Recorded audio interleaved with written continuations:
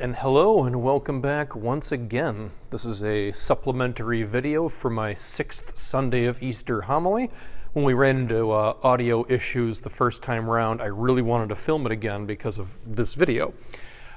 I didn't have a chance to complete my argument that I really wanted to mention for the adults listening, because I had 8-year-olds or 7-year-olds receiving First Communion, and I didn't have all that much time in church anyway.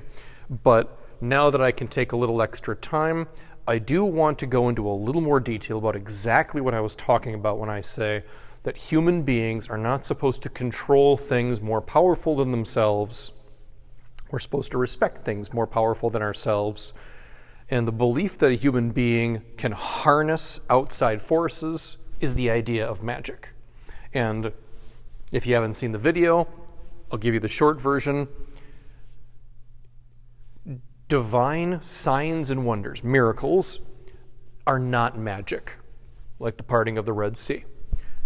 Moses didn't do that by sheer force of will. He was in cooperation with God. God allowed something, I'll admit, very unusual to happen, but not impossible. Something very unusual happened for the point of the story of salvation unfolding in history, and Moses was a part of that. He was cooperating with God. That's what makes it something other than magic. So, in terms of literal magic that you would see in a fantasy show, it is not good for a human being to have the power to shoot fireballs out of sheer force of will. People should not have that ability. If any of you out there believe in telepathy, maybe it's not a good thing for a human being to have the power to read another person's thoughts without their permission. That's a scary idea. It doesn't matter if you think that's a part of reality or if that's totally fictitious. The idea is still kind of offensive to all of us because no one wants to be violated in that way. That's what makes it so scary. And I wanted to give at least one other down-to-earth example of what I'm talking about, because when I say that we shouldn't control things that are more powerful than us, I'm not saying that we should abolish all technology and medicine. You know, like cancer is a powerful outside force. We shouldn't treat cancer. People should just die of it. I'm not saying anything like that. My point is, when a person, an individual, has true control over something massively more powerful than a human being, we're just asking for trouble. It's abuse of power. It's corruption. It happens every time. And if you have no interest in hearing this message in the context of fireballs and wizards shooting lightning, I want to share with you a real conversation I had. This was with a friend of a friend. Don't know him all that well. We used to play, a game together. But this fella was, and probably still is, a social worker. And we're sitting around, we're just talking, taking a break and all that. And he said, "Oh yeah. I mean, I know all the tricks. I can take away someone's baby whenever I want. It doesn't matter if they're a good parent or not. I know how the system works. I know what I don't put on the form. I know what I should put on the form, but I have the ability to take a child away from a parent if I so desire." Now, I'm hopeful that he doesn't actually do that, and he was just kind of boasting about how well he knew his trade. But assuming he wasn't just lying and just kind of exaggerating, I'll admit that's also a possibility.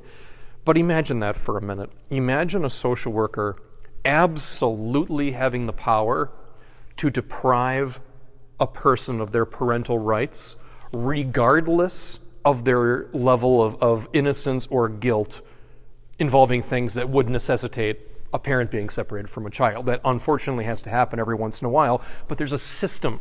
There is a system that makes those terribly difficult decisions. It's not just one person doing it because he feels that this parent would be better off without the kid or vice versa. It is a terrifying idea that someone has that much power over another one just because they understand their trade. That's my concern. There is a level of power that human beings should not possess. And, okay, I link that with magic, the ability to have control over something you shouldn't have control over. You know, kind of a fanciful way of taking on that idea to a unique direction. But even in purely mundane things, the point remains, we are not supposed to have total power and control over things. We're supposed to respect things that are more powerful than us. I'll give one last real-world-ish example, and then we'll call it a day. I think I'm being clear enough for the argument. Let's talk about money. Obviously, there is a level of money that's appropriate. When you earn your paycheck and when you're paid appropriately, you have control over that aspect of your life and anyone that's dependent of yours, like a child. Totally fine.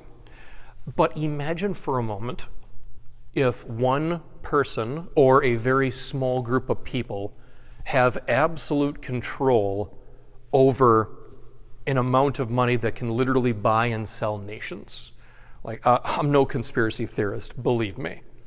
But what if, just what if, purely hypothetically, there's a shadowy board of 12 people, and they're all immensely wealthy, they're all immensely influential, and these 12 people have the power to control and decide factors involving the entire worldwide economy. 12 individuals should not have the power to decide worldwide economic trends just because they want it. It's a power that they haven't earned. They can't earn it. It is more than what a human being should be in control of. And that's what I'm really trying to hammer home when we talk about cooperation with God. We're not in control. We don't give God orders. We are in cooperation with other things in the world that do not answer to us. That means nature. That means the future. That means God. When we let go of our desire to control everything, especially things that are beyond our ability to control, if we were only honest enough with ourselves, then we start living right.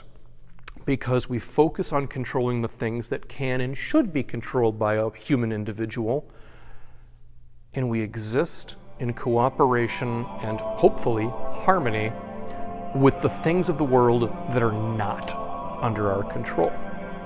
So, thank you for hearing me out, and God bless you all.